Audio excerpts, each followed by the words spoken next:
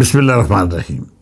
सज्जनों ते मित्रों, पाकिस्तान एक अजिही रियासत है जिन्होंने हर वेले अपने चार चफेरे के हालातों वाकियात ते नज़र रख के अपन पॉलिसियां तरतीब देनियां पैंदियां ने। एक पासे इंडिया है जिन्हें अज तक पाकिस्तान के वजूद को तस्लीम ही नहीं किया। दूजे बन्ने साडे अजली दुश्मन की प्राक्सी अफगानिस्तान है। चीन साडा यार है, पर उहदे नाल भी तलकात में बेहतरी लियाउणा ते उहनूं मजबूत तर रखना किसी वड्डे चेहरे तो घट नहीं। ये इतिहाद फितरी है, पर इहदे नाल चीन नाल रकाबत रखने वाले सुपर पावर अमरीका के मुल्क नाल तलकात नूं बैलेंस रखना भी कुछ घट भारत का काम नहीं। इंजी सऊदी अरब सने अरब मुल्कों ने हर औखे वेले पाकिस्तान की मदद की। मुआशी हवाले नाल ते सऊदी अरब हमेशा साडा बांह बेल ही रहा। जेकर ये ताल्लक ना भी होवे तो फिर भी हरमीन शरीफैन नाल रिश्ता साडा अकीदत का रिश्ता है। पाकिस्तान की मैशत मजहब ते मजबूत इकसादी तलकात दे नाल सानू अपने गुआढ़ वास्ते दूजे बरादर इस्लामी मुल्क ईरान नाल भी चंगे तलकात रखने जरूरी भी ने ते फितरी भी। हुण जेकर तुसीं जायज़ा लवो तो ईरान ते सऊदी अरब या फिर दूजे अरब मुमालक एक दूजे के मफादात के खिलाफ इत्तेहादी भी ने। इसके बावजूद पाकिस्तान की खारजा पॉलिसी इन्नी को महारत नाल तरतीब दी जाती रही है कि पाकिस्तान ने ना सिर्फ अपनी अहलीयत तस्लीम कराई बल्कि तमाम दोस्तों के नाल बराबरी की बुनियाद पर रिश्ते कायम रख के ये साबित किया कि असी अपने मफादा या लोड़ों के मुताबिक नहीं चलते, बल्कि खुददार कौम के तौर पर दुनिया के अमन भाईचारे ते इस्लामी मुल्कों में इत्तेहाद दी कोशिश करते हैं। मैं समझदा हाँ कि मौजूदा हालात में जिवें वज़ीर आज़म पाकिस्तान जनाब शहबाज शरीफ, फील्ड मार्शल सैयद आसम मुनीर दुनिया ने एक वड्डे जंग के खतरे तो दूर किया, उहदी मिसाल इस खिते विच नहीं लभदी। इंतहाई जिम्मेदाराना किरदार के नाल नाल अमरीका की वड्डी ताकत ते ईरान जैसे नज़रियाती मुल्क नूं मुज़ाकरात की मेज़ पर लिया के जंगबंदी का ऐलान कराना कोई छोटी गल नहीं सी।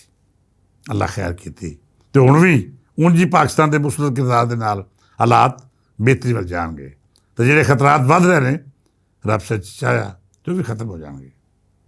सज्जनों ते मित्रों, किसी भी रियासत लई जिन्ना जरूरी मैदान अमल च रह के अपनियां लोड़ां थोड़ा पूरियां करना, आलमी पद्धर उत्ते अपनियां जिम्मेदारियां निभाना ते इकसादी फोरम उत्ते अपने मसाइल हल करना जरूरी है, उन्ना ही अपना मौकफ दुनिया के सामने रखना हिसास ते अहम मसला है।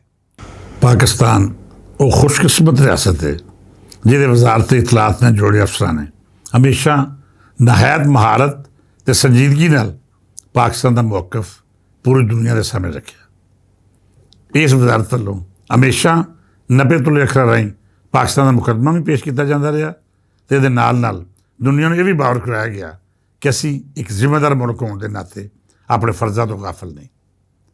मैं घट वध 45 साल तो सहाफत के शोबे जुड़ रखता हाँ। लम्मा वेला बतौर मदीस या मदीरे वाले तौर पर अपने शोबे ने जुड़त रखी। इस विचकार बड़े अजिहे अफसर वेखे जिन्हें औखे तो औखे वेले विच अपनी जिम्मेदारियां नहायत आसान तरीके निभाइयां। मैं समझदा हाँ कि वजारत इतलात के ब्यूरोक्रेट किसी भी दूजे शोबे तो ज़्यादा जिम्मेदार साबित होए ने। शायद इसकी वजह वो लेगसी है जिहड़ी इन्होंने पिछले अफसर छड्ड के जाते हैं।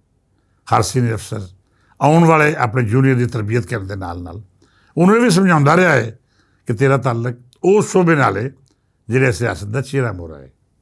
मौजूदा दौर में चूँकि चैलेंजेस भी बहुत ज़्यादा सन तो मुसलसल आलमी हालात की तब्दीली की राह उत्ते रह सो वजारत इतलात की जिम्मेदारियां भी वधदी रही। हुण तक जनाब अताउल्लाह तारड़ की वजारत के हेठां ब्यूरोक्रेसी ने जिवें परफॉर्म किया है वो यकीनी तौर पर सराहनयोग है। इसका बड़ी हद तक क्रेडिट अताउल्लाह तारड़ होना जाता है जिहड़े अपनी टीम उत्ते इतमाद करने नाल नाल उन्होंने हर मामले में मशावरत का अमल जारी रखते हैं।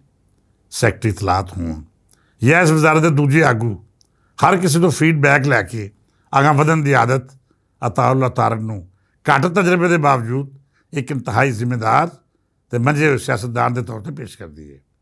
मित्र प्यारे, ब्यूरोक्रेसी में तबादले होना रूटीन की गल है। बाज़ औकात ये तबादले तरक्की की सूरत इख्तियार कर जाते हैं तो कभी कभी इंज भी होंदा है कि तुहाडी लोड़ होरतां उत्ते ज़्यादा महसूस की जाती है। सो वजारत का कलमदान ਆਪਣੇ ਹੱਥ ਰੱਖਣ ਵਾਲੇ ਸਮਝਦਾਰ ਤੇ ਸੂਝਵਾਨ ਵਜ਼ੀਰ ਇਹ ਸ਼ਫਲਿੰਗ ਜਾਰੀ ਰੱਖਦੇ ਨੇ।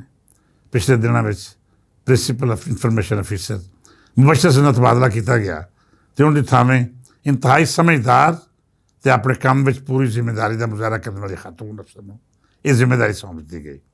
ਮੈਂ ਸਮਝਦਾ ਹਾਂ ਕਿ ਜਿਸ ਸ਼ਾਨਦਾਰ ਤਰੀਕੇ ਨਾਲ ਇਹ ਅਹਿਮ ਅਹੁਦਾ ਮੁਬਸ਼ਰ ਸਿੰਘ ਨੇ ਨਿਭਾਇਆ, ਉਸੇ ਮਹਾਰਤ ਅਤੇ ਸੂਝ ਦੇ ਨਾਲ ਸਾਡੀ ਇਹ ਧੀ ਰਾਣੀ ਵੀ ਆਪਣੀ ਜ਼ਿੰਮੇਦਾਰੀਆਂ ਨਿਭਾਏਗੀ। ਮੈਂ ਉਂਝ ਵੀ ਧੀਆਂ ਅਤੇ ਭੈਣਾਂ ਨੂੰ ਬੇਟੀਆਂ ਦੀ ਨਿਸਬਤ ਜ਼ਿਆਦਾ ਸਮਝਦਾਰ ਸਮਝਦਾ ਹਾਂ, ਕਿਉਂ ਜੋ ਜਿਹੜਾ ਕੰਮ ਆਪਣੇ ਜ਼ਿੰਮੇ ਲੈ ਲੈਣ ਫਿਰ ਉਹਨੂੰ ਤੋੜ ਜ਼ਰੂਰ ਆਉਂਦੀਆਂ ਨੇ। ਤੁਸੀਂ ਵੇਖ ਲਵੋ, ਖਵਾਤੀਨ ਬਿਊਰੋਕਰੇਟਸ ਜਿੱਥੇ ਵੀ ਨੇ ਉਹ ਆਪਣੀ ਮਹਾਰਤ ਨਾਲ ਸਾਬਤ ਕਰਦੀਆਂ ਨੇ ਕਿ ਉਸ ਧਰਤੀ ਦੇ ਪੁੱਤਰਾਂ ਦੇ ਬਰਾਬਰ ਮੋਢੇ ਨਾਲ ਮੋਢਾ ਲਾ ਕੇ ਜ਼ਿੰਮੇਦਾਰੀਆਂ ਨਿਭਾ ਰਹੀਆਂ ਨੇ। ਵਜ਼ਾਰਤ ਇਤਲਾਤ ਵਿੱਚ ਇਹ ਆਮ ਤਬਦੀਲੀ ਬੇਸ਼ੱਕ ਰੂਟੀਨ ਦਾ ਮਾਮਲਾ ਹੈ, ਪਰ ਇਹਦੇ ਨਾਲ ਇਹ ਤਾਸਰ ਜ਼ਰੂਰ ਸਾਹਮਣੇ ਆ ਰਿਹਾ ਹੈ ਕਿ ਤਾਰੁਰੀ ਆਪਣੀ ਵਜ਼ਾਰਤ ਵਿੱਚ ਖਵਾਤੀਨ ਨੂੰ ਅਹਿਮ ਜ਼ਿੰਮੇਦਾਰੀ ਦੇ ਕੇ ਸਾਬਤ ਕਰਨਾ ਚਾਹੁੰਦੇ ਨੇ ਕਿ ਸਨਫ ਨਾਜ਼ਕ ਅਖਵਾਨ ਵਾਲੀ ਜਦ ਵੀ ਕੋਈ ਆਪਣੇ ਜ਼ਿੰਮੇ ਕੰਮ ਲੈਂਦੀ ਹੈ ਅਤੇ ਫਿਰ ਉਹ ਫੌਲਾਦੀ ਜਜ਼ਬੇ ਦੇ ਨਾਲ ਇਹਨੂੰ ਪੂਰਾ ਵੀ ਕਰਦੀ ਹੈ। ਮਿੱਤਰ ਪਿਆਰਿਓ, ਮੈਂ ਉਮੀਦ ਕਰਦਾ ਹਾਂ ਕਿ ਮੋਹਤਰਮਾ ਰਈਸਾ ਆਦਲ ਵਜ਼ਾਰਤ ਇਤਲਾਤ ਦਾ ਮਜ਼ਬੂਤ ਹਵਾਲਾ ਬਣਨ ਦੇ ਨਾਲ ਨਾਲ ਸਰਕਾਰ ਅਤੇ ਮੀਡੀਆ ਦਾ ਮਿਸਾਲੀ ਤਾਲੁਕ ਬਰਕਰਾਰ ਰੱਖਣਗੀਆਂ। ਖਾਸ ਤੌਰ 'ਤੇ ਸੂਬਾਈ ਕੌਮੀ ਜ਼ਬਾਨਾਂ ਵਿੱਚ ਛਾਪੇ ਚੜ੍ਹਨ ਵਾਲੇ ਅਖਬਾਰਾਂ ਨੂੰ ਜਿਹੜਾ ਅਹਿਸਾਸੀ ਮਾਰੂਮੀ ਹੈ ਉਹਨੂੰ ਤਰਜੀਹੀ ਬੁਨਿਆਦ ਤੋਂ ਦੂਰ ਕਰਨ ਦੀ ਅਮਲੀ ਕੋਸ਼ਿਸ਼ ਕਰਨਗੀਆਂ। ਜੇ ਵੇਖਿਆ ਜਾਏ ਤਾਂ ਸਿੰਧੀ ਜਾਂ ਪਸ਼ਤੋ ਜ਼ਬਾਨ ਵਿੱਚ ਛਾਪੇ ਚੜ੍ਹਦੇ ਅਖਬਾਰਾਂ ਦੀ ਗਿਣਤੀ ਦੇਸ਼ ਪੰਜਾਬ ਦੀ ਬੋਲੀ ਵਿੱਚ ਛਪਣ ਵਾਲੇ ਅਖਬਾਰਾਂ ਤੋਂ ਕਈ ਗੁਣਾ ਜ਼ਿਆਦਾ ਹੈ। ਇਹਦੀ ਮੁੱਢਲੀ ਵਜ੍ਹਾ ਪੰਜਾਬੀ ਬੋਲੀ ਨਾਲ ਸਰਕਾਰ ਵੱਲੋਂ ਸਲੂਕ ਹੈ ਜਿਹੜਾ 62% ਦੀ ਨੁਮਾਇੰਦਗੀ ਕਰਨ ਵਾਲੇ ਅਖਬਾਰਾਂ ਨੂੰ ਨਹੀਂ ਸੀ ਹੋਣਾ ਚਾਹੀਦਾ। ਪਿਛਲੇ ਕੁਝ ਅਰਸੇ ਤੋਂ ਖਾਸ ਤੌਰ 'ਤੇ ਜਦੋਂ ਸੁਹੇਲ ਅਲੀ ਖਾਂ ਜਿਹਾ ਜ਼ਿੰਮੇਦਾਰ ਅਤੇ ਦਾਨਸ਼ਵਰ ਬਿਊਰੋਕਰੇਟ ਨੇ ਵਜ਼ਾਰਤ ਇਤਲਾਤ ਦੀ ਅਹਿਮ ਜ਼ਿੰਮੇਦਾਰੀ ਸਾਂਭੀ ਅਤੇ ਉਦੋਂ ਪੰਜਾਬੀ ਅਖਬਾਰਾਂ ਦਾ ਹੱਕ ਮਾਰਨ ਦਾ ਸਿਲਸਿਲਾ ਘੱਟ ਹੋਇਆ।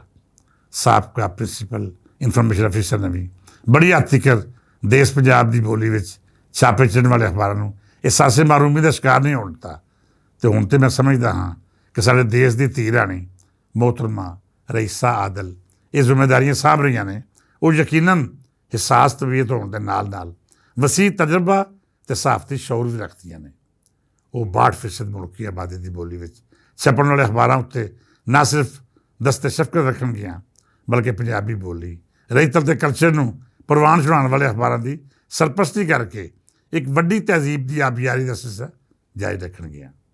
ਮੈਂ ਉਹਨਾਂ ਨੂੰ ਢੇਰ ਮੁਬਾਰਕਬਾਦ ਦੇਣ ਦੇ ਨਾਲ ਨਾਲ ਮੁਲਕ ਦੀ 62% ਆਬਾਦੀ ਦਾ ਇਹ ਸੁਨੇਹਾ ਵੀ ਦੇਣਾ ਚਾਹੁੰਦਾ ਹਾਂ ਕਿ ਜੇਕਰ ਤੁਸੀਂ ਇਸ ਅਹਿਮ ਅਤੇ ਇਸ ਸਾਜ਼ ਜ਼ਿੰਮੇਦਾਰੀ ਉੱਤੇ ਆਏ ਹੋ ਤਾਂ ਫਿਰ ਸਾਡੀ ਆਵਾਜ਼ ਦਾ ਜ਼ਰੂਰ ਖਿਆਲ ਰੱਖਣਾ।